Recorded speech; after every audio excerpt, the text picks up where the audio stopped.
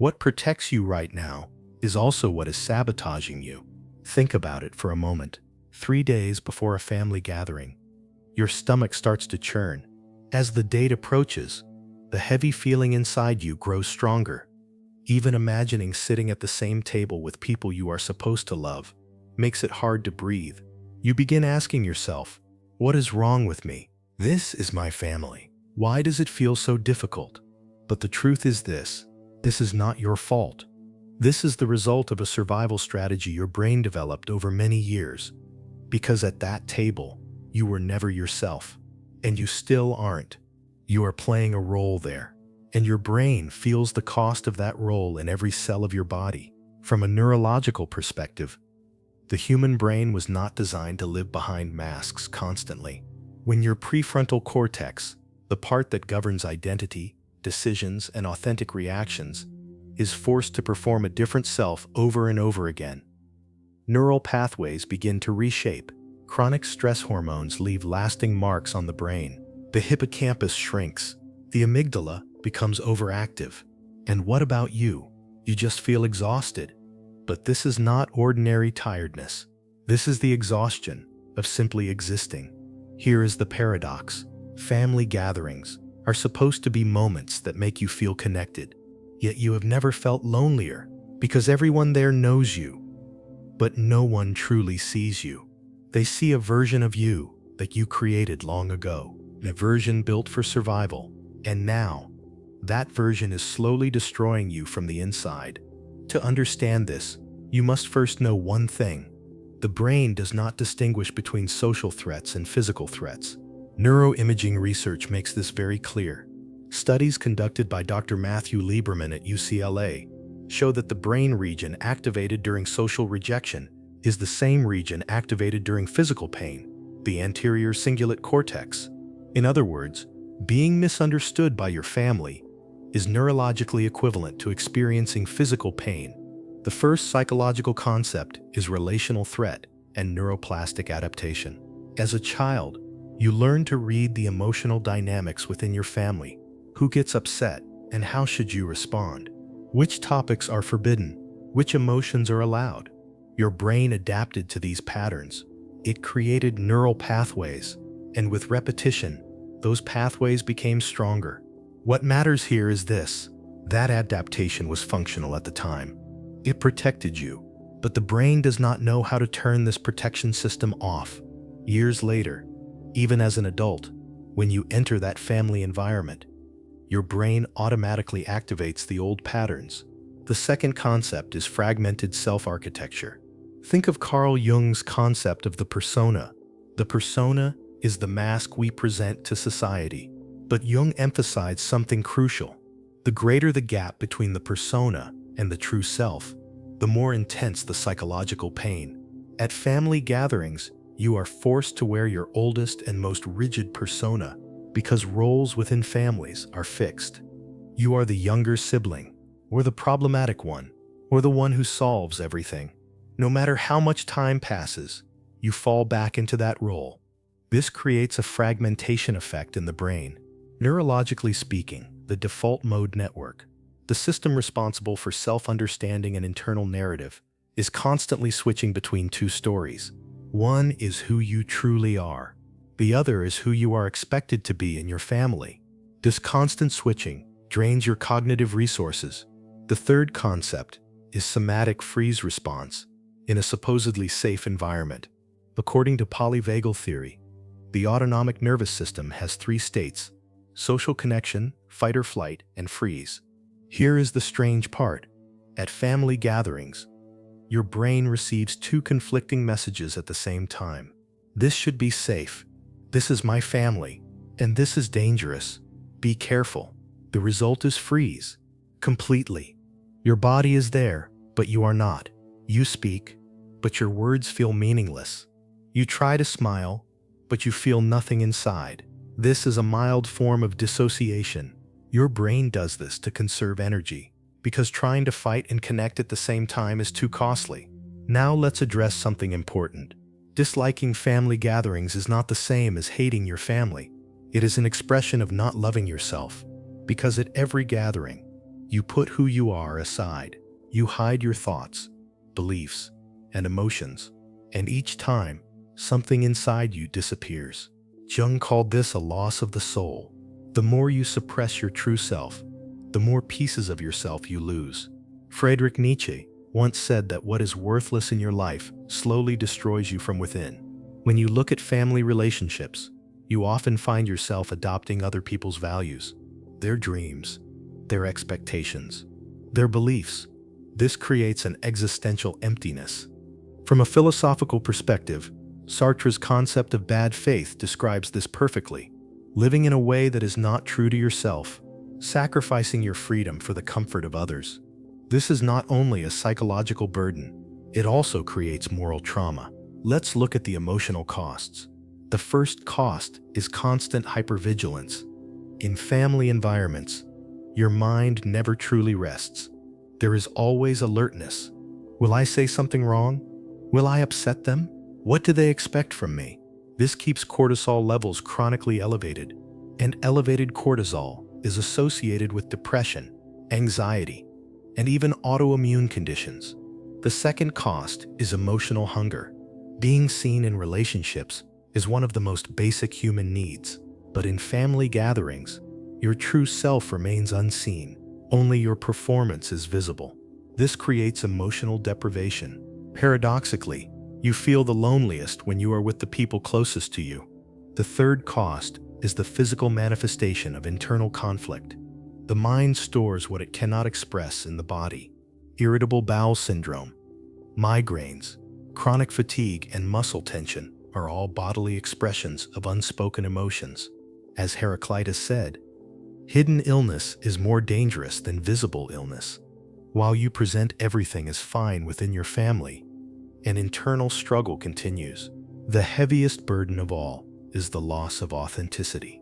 When you suppress yourself repeatedly, you eventually forget who you truly are. Standing in front of the mirror, asking, "Who am I?" You find no answer, because you have lived according to others' expectations. Martin Buber spoke of the I-thou relationship. True connection occurs when two authentic selves meet, but in family dynamics, the I-drink relationship often dominates. You become an object, a role, a function, an expectation, not a real human being. Now let's examine how these neural and emotional patterns appear in adulthood. Reflection 1. Performance-based intimacy. If you learn to perform within your family, you continue doing the same in romantic relationships. You do not show your true self to your partner. You present the version you believe they will love. As a result, even moments of closeness feel unsatisfying because the one being loved is not you. It is the performance. Reflection 2. Social selectivity and isolation preference. You notice that you prefer fewer but deeper relationships because in crowded social environments, you return to performance mode. This is exhausting. So you choose solitude. This is not escapism. It is self-protection. Reflection 3. Post-success emptiness syndrome. You are capable of success. In fact, you are often successful because you mastered performance. But once you reach a goal, a sense of emptiness appears because you no longer know whether the success came from your true desires or from pleasing others. Reflection 4. Chronic guilt. When you do not want to attend family gatherings, you feel guilty. Am I a bad person? Why don't I want to spend time with the people I love? But the truth is this: guilt is a feeling meant for mistakes. You are not making a mistake. You are protecting yourself. But your brain cannot distinguish the two because you learned in childhood that prioritizing your own needs was selfish and wrong. Reflection 5. Emotional hypervigilance. You have a heightened ability to read people, facial expressions, tone of voice, body language. Did they get upset? Did I cause discomfort? Did I say something wrong? This skill developed to help you survive your family environment, but now it exhausts you because you are never simply present. You are always evaluating your performance. Reflection 6. Difficulty receiving love. When someone truly sees you, you feel uncomfortable. When you receive praise, you minimize it. Deep down, there is a belief. If they truly knew me, they wouldn't love me. This is the result of years of masking. Your real self was hidden for so long that you no longer believe it is worthy of love. Now let's move into unlearning. This is not easy because these patterns are neural. You cannot change them by decision alone, but change is possible because the brain is plastic. It can be reshaped. The first step is bodily awareness. Before, during, and after family gatherings, pay attention to your body. Does your stomach churn? Is your jaw tense? Does your breathing become shallow? These are alarm signals from your nervous system. Do not ignore them. They are the voice of truth. The second step is compassionate witnessing. Avoid judging yourself. Instead of asking, "Why did I react like this?" ask, "How did this pattern once protect me?" When you find the answer, thank that pattern. Then tell it you no longer need it. This is the beginning of inner child work. The third step is micro-authenticity. Do not drop your mask all at once. Start with small steps. At a family gathering, express one simple truth. "I actually prefer coffee," or "I'm not very comfortable with this topic." It may seem small, but for your brain, it represents a major shift. Because for years, you learned that saying no was dangerous. The fourth step is relational boundaries. Family does not mean unlimited access. Your mental health matters more than their comfort. You do not have to attend every gathering. You can leave early. You can refuse certain discussions. This is not disrespect. It is self-respect. The fifth step is imaginary mourning. This is the hardest part. You must accept a painful truth. The moment you have been waiting for, the moment where your family truly sees you, may never come, and this is a loss. You must grieve it, because without grieving, you cannot build authentic relationships. As long as you seek approval from your family, you remain trapped. Healing is not about fixing your relationship with your family. Healing is about repairing your relationship with yourself. This is where inner child reparenting comes in. You begin giving yourself the approval you never received. You do not need to do anything to be seen. Your existence is enough. You must repeat this daily, because your nervous system needs time to adapt. Shadow work also plays a vital role. As Jung said, what you repress will control you until you confront and integrate it. The anger, disgust, and urge to escape you feel at family gatherings are your shadow speaking. Listen to it. Those emotions protect your true self. The goal is not perfection. It is wholeness. Wholeness means accepting contradictions. You can love your family and feel exhausted by them at the same time. You can feel gratitude and pain simultaneously.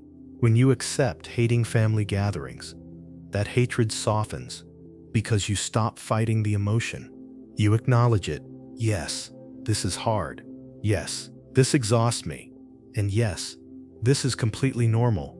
Neurologically, acceptance reduces amygdala activity. The situation is no longer perceived as danger, only as challenging. This small shift creates a profound effect.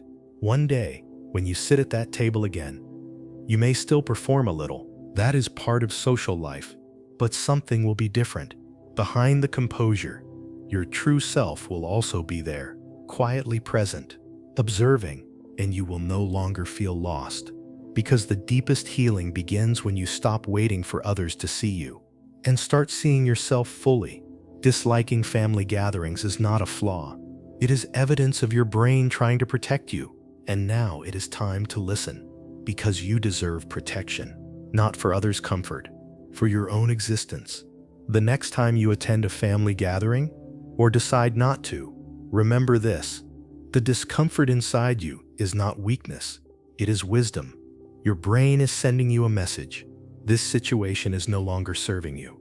And perhaps for the first time, you are strong enough to hear it. Relationships are not formed by blood alone. They are formed by consciousness. Sometimes the greatest act of love is valuing yourself enough. Thank you for watching this video. If this content affected you, remember, you are not alone. Millions of people carry similar inner struggles. Making this struggle visible is a meaningful first step. Be at peace with yourself. See you in the next video.